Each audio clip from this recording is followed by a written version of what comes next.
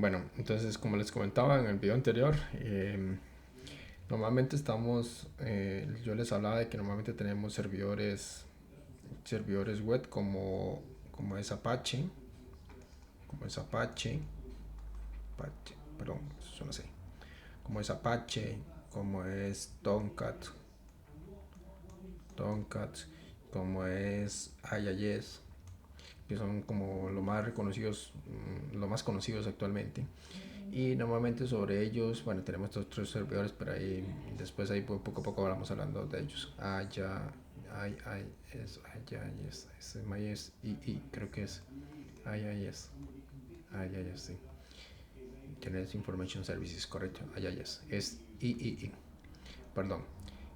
No sé si en el video anterior lo puse como SS, es II, IIS, Internet Information Services. Entonces, normalmente tenemos a estos servidores web que normalmente están escuchando, son islas que existen, son servidores que normalmente existen en máquinas, donde normalmente cada uno de ellos es una isla, y por cada una de estas islas que tenemos, por eso normalmente aquí cada isla va a depender, cada, cada servidor va a depender de los lenguajes o las tecnologías que estemos utilizando.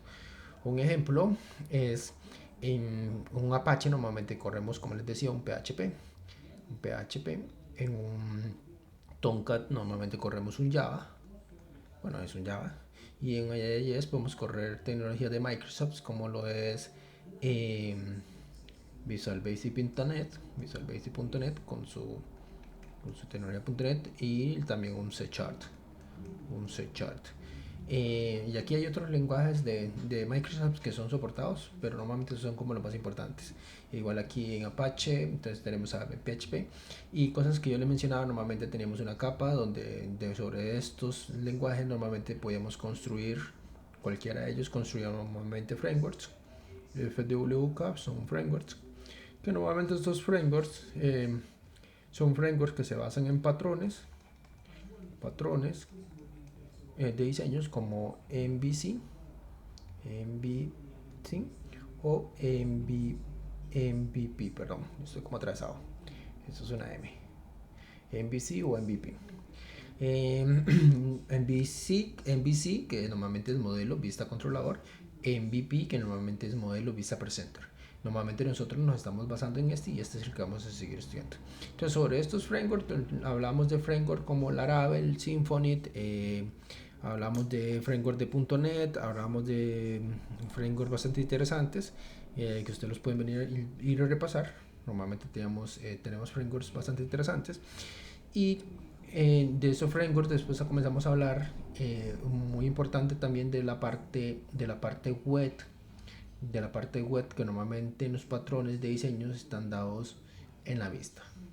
Y entonces comenzamos a hablar de un montón de tecnologías como lo es HTML, que ya ahora está en su versión 5, de HTML5, CSS, que normalmente ahora está en CS3, que es la última versión que existe actualmente, donde normalmente esto nos permitió generar frameworks como Bootstrap, Material Designer, Bulma, Metro 4 u otros frameworks que son normalmente muy similares a Bootstrap, que se aprovechan de las nuevas características que traen estas nuevas versiones de HTML5 y CS3. Y también tenemos a un JavaScript que ya se encuentra en un JavaScript que normalmente se basa en EMAScript y que ya va por la versión 6, que ya ahora vamos más en orientación a objetos y nos permite crear clases, nos permite crear objetos. Eh, Después de eso, lo que no quería dejar escapar también es que aquí tenemos una pequeña parte que ustedes en algún momento van a entrar, donde normalmente tenemos cosa muy importante acá, que está un poco más abajo, que normalmente ya aquí con lo que hacemos es conectar el modelo de MVC y es con la base de datos, database con D. Database o debería ser DB, o database o base de datos. Que normalmente en estas bases de datos, que aquí normalmente es donde almacenamos nuestra información, normalmente en estas bases de datos eh, lo que tenemos son nuestras tablas que normalmente representan objetos de la vida real y normalmente estas tablas se basan patrones de diseños también. Bueno, algunos patroncillos de diseños, no, perdón, estándares de ordenamiento de los datos, para no decirle patrón, es como más estándares. Y estas bases de datos, normalmente existen dos tipos de bases de datos. Existen las bases de datos relacionales, las relacionales y las no relacionales. Valga, valga ahí la aclaración. Las no relacionales. Relacionales. Las bases de datos relacionales normalmente son las bases de datos donde normalmente tenemos relaciones entre nuestras tablas. Un ejemplo es muy común donde yo tengo una tabla donde puedo almacenar, no sé, categorías como lo que estamos viendo ahorita, y tenemos una tabla donde normalmente tengo productos, que sabemos que los productos están ligados a las categorías. Este concepto es muy relacional, se refiere a que verdaderamente existe una relación entre esta tabla y esta tabla. Son dos objetos, dos tablas que existen separados, más sin embargo relacionalmente están unidas por sus llaves foráneas o su foreign key, como quieran llamarle. Y estas son normalmente las bases de datos relacionales. Después tenemos otras bases de datos que son las no relacionales, que normalmente estas están compuestas o están basadas en JSON, y que normalmente son bases de datos que, a pesar de que tienen una relación entre los datos, existe la relación entre los datos, normalmente son archivos lo que hay aquí. Se manejan archivos. Y estos archivos normalmente son agrupaciones de datos en un mismo archivo. Son información que están agrupadas. Información agrupada, pero de una forma muy diferente. No es esta forma relacional que tenemos acá, donde tenemos la separación, donde yo puedo ir a consultar sobre las categorías de una forma muy fácil. Entonces voy con los productos y puedo tener una llave entre ellos por medio de una foreign key. Aquí normalmente manejamos esa relación por medio de archivos, más sin embargo sí podemos relacionar archivos. Entonces, dentro de esas bases de datos, normalmente nosotros nos estamos basando en las bases de datos relacionales. Las bases de datos relacionales, normalmente nosotros tenemos bases de datos como MySQL, que es una base de datos open source, digamos, es la base de datos free ahora de Oracle. Antes era de su Microsoft System. Su Microsoft System, cuando se adquirió por Oracle, pues ahora pasó a ser marca Oracle. Y de hecho otra base de datos relacional es Oracle. Es una base de datos demasiado potente, más sin embargo es de pago, es bastante cara también, pero muchas de las empresas lo utilizan por su alto nivel de procesamiento, y verdaderamente es una base de datos que no tiene nada que envidiarle a muchas. Eh, la verdad tiene su gran potencial. Muy poco lo he utilizado, más sin embargo sí sé que es un buen motor de base de datos. Esos son motores de base de datos. Tenemos un SQL Server de Microsoft, SQL Server. Esto me causa mucha gracia. SQL Server, esto es una R, Server. Esto me causa mucha gracia cuando normalmente nos referimos a SQL Server. A veces nosotros le preguntamos, ¿tú conoces sobre SQL Server o SQL Server? Y todo el mundo dice sí, sí, sí. Y es porque a veces relacionan SQL Server con SQL Server, y no es lo mismo. SQL Server es el motor de base de datos de Microsoft. ¿Okay? Ese es un motor igual que MySQL. Y SQL por sí solo, SQL, vean que es muy similar a esto, SQL es el lenguaje por naturaleza de estas bases de datos, de Oracle, de MySQL, de SQL Server. También está MariaDB. También tenemos, perdón, aquí vamos a poner base de datos relacionales, sí. MariaDB, que hay una, SQL Server, MySQL, Oracle. MariaDB es la parte... esa es una historia bastante bonita, que en algún momento podría ser que la investiguen y que también la conozcan. MySQL normalmente, MariaDB es un MySQL, digamos que fue la separación cuando Oracle compra su Microsoft System en aquellos años. Eh, y adquiere como parte de sus paquetes, adquiere la comunidad que normalmente le da respaldo a MySQL, que es de su Microsoft System. Entonces todo el mundo comienza a temer de que Oracle, con su gran potencial como gran empresa, puede llegar a privatizar este producto. Cuando eso se da, entonces los creadores o el impulsor de MySQL crea una copia, porque MySQL recuerde que es open source, por consiguiente usted puede crear copias de sus productos y generar un fork de esto. Y normalmente siempre que respeten las políticas de la comunidad de open source, ustedes pueden agarrar perfectamente y crear una copia. Entonces MariaDB es casi una copia de MySQL, más sin embargo ya últimamente ya va MariaDB por la versión 8 y trae cositas interesantes que tal vez MySQL no tiene, y ha ido creciendo montones. Esto sí es open source totalmente, MariaDB. Y entonces, esto es una B. Y también tenemos otra base de datos, voy a continuar para acá arriba. Entonces, bueno, MySQL, que es MariaDB, que es casi un MySQL, de hecho utiliza los mismos drivers de conexión. Y después tenemos otra base de datos que no quiero dejar por fuera, que es muy interesante, que también es relacional, que es se escribe Post, creo que se escribe así, Postgre SQL. Eso va pegado. PostgreSQL es una base de datos también relacional, open source, es abierta y es una base de datos demasiado potente. Es una base de datos que verdaderamente tiene un gran potencial también. Para mi gusto es muy buena base de datos, muy buen motor de base de datos. Yo a veces lo comparo, digamos, como la versión gratis de SQL Server, del producto de Microsoft. Es muy buen producto, para mi gusto es muy buen producto, más sin embargo MySQL tiene un gran potencial para lo que es desarrollo web, y por eso normalmente lo estamos usando nosotros en este momento. De hecho MySQL o MariaDB son casi lo mismo, tienen un gran potencial, una gran respuesta a lo que son desarrollos, al desarrollo web. Entonces, nada, todo esto normalmente está hecho en un lenguaje SQL. Esas son las bases de datos relacionales. En cuanto a las bases de datos no relacionadas, para hablar un poco del tal vez un motor de base de datos, o uno, dos motores, tres motores de base de datos, tenemos, por si quieren investigar, además investiguen, y parte de las tareas es mándenme un correo con esto, así me daré cuenta si verdaderamente están viendo mis videos. Entonces necesito que me manden un archivo donde me hablen un poco de las bases de datos, así que es tal vez un resumen de ellas. Pero aquí tenemos Redis, es un motor de base de datos bastante interesante. Redis es una base de datos no relacional. Tenemos MongoDB, así como suenan como raros los nombres. MongoDB.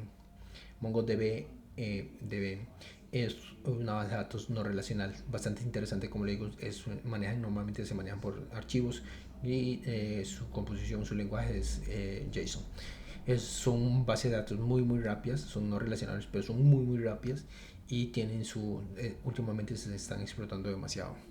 Tenemos también un Cassandra, es otra base de datos bastante conocida, Cassandra, que también es una base de datos no relacional, es una base de datos no relacional. ¿Okay? Esas bases de datos que se manejan por archivos, que normalmente son JSON, tenemos a Redis, MongoDB y Cassandra. Ok, ¿por qué les hablo de esto? Porque normalmente nosotros estamos mandando a guardar información. Hoy nos estamos concentrando en MySQL como base de datos, como motor de base de datos. Sería lo mismo que utilizáramos MariaDB, como les digo.